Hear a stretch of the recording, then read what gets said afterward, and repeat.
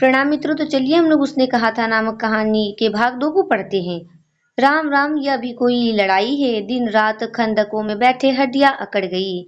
लुधियाना से 10 गुना जाड़ा और मेह और बर्फ ऊपर से पिंडलियों तक कीचड़ में धंसे हुए हैं। जमीन कहीं दिखती नहीं। घंटे 2 घंटे में कान के पर्दे फाड़ने वाले धमाके के साथ सारी खंदक हिल जाती है और 100 गज धरती उछल पड़ती है।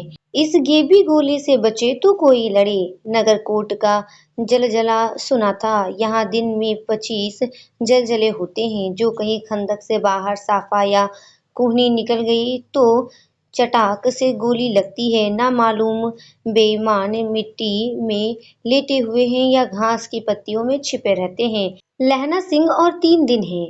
4 तो खंदक में बिता ही दिए। परसों रिलीफ आ जाएगी और फिर 7 दिन की छुट्टी। अपने हाथों झटका करेंगे और पेट भर खाकर सो रहेंगे उसी फिरंगी मैम के बाग में। मखमल का सा हरा घास है। फल और दूध की वर्षा कर देती है। लाख कहते हैं दाम नहीं लेती। कहती है तुम राजा हो, मेरे मुल्क को बचाने आए हो। 4 दिन तक पलक नहीं झपी। बिना फेरे घोड़ा बिगड़ता है और बिना लड़े सिपाही। मुझे तो संगीन चढ़ाकर मार्च का हुक्म मिल जाए, फिर 7 जर्मनों को अकेला मार कर न लूटूं, तो मुझे दरबार साहब की दहली पर मत्था टेकना नसीब न हो। पाजी कहीं के कलों के घोड़े संगीन देखते ही मुंह फाड़ देते हैं और पैर पकड़ने लगते हैं। यूं अंधेरे में 30-30 मन का गोला फेंकते हैं। उस दिन धावा किया था। 4 मील तक एक जर्मन नहीं दौड़ा था। पीछे जनरल ने हट जाने का कमान दिया, नहीं तो सीधे बर्लिन पहुंच जाते। क्यों? सूबेदार हजारा सिंह ने मुस्कुराकर कहा। लड़ाई के मामले जमादार या नायक के चलाए नहीं चलते। बड़े अफसर दूर ही सोचते हैं। 300 मील का सामना है। एक तरफ बढ़ गए तो क्या होगा? सूबेदार जी सच है, लहना सिंह बोला, पर करे क्या? हड्डियों हड्डियों में तो जाड़ा धंस गया है। सूर्य निकलता ही नहीं और खाई में दोनों तरफ से चंबे की बावलियों के से सोते झर रहे हैं। एक धावा हो जाए तो गर्मी आ जाए। उद्यमी उठ, सिगड़ी में कोले डाल। वजीरा, तुम 4 जने बटालिया लेकर खाई का पानी बाहर फेंको। महासिंह, शाम हो गई है, खाई के दरवाजे का पहरा बदल ले। यह कहते हुए सूबेदार सारी खंदक में चक्कर लगाने लगे। वजीरा सिंह पलटन का विदूषक था। बाल्टी में गंदा पानी भरकर खाई के बाहर फेंकता हुआ बोला, मैं पाधा बन गया हूँ। करो जर्मनी के बादशाह का तर्पण।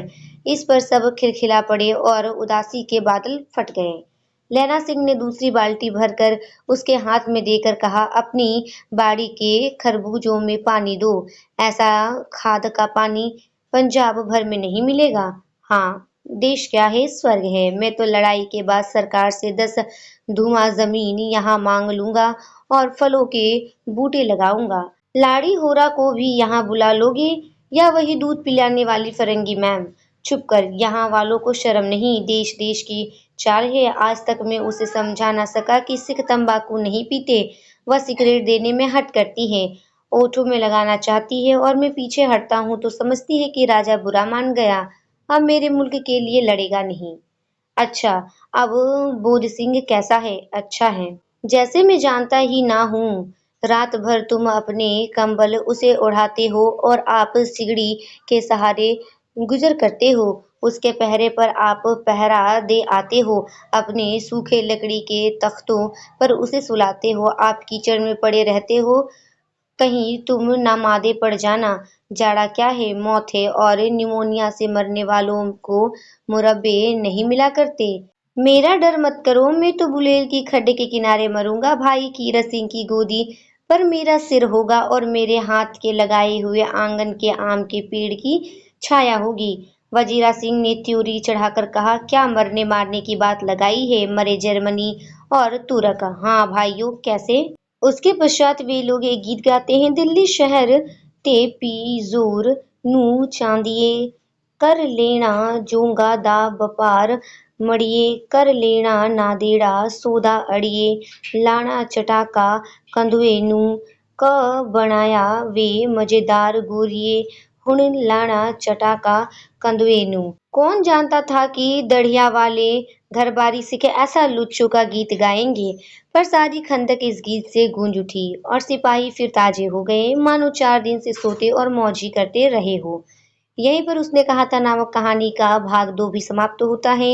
इसके आगे की कहानी को हम अगली वीडियो में पढ़ेंगे। तब तक के लिए धन्यवाद।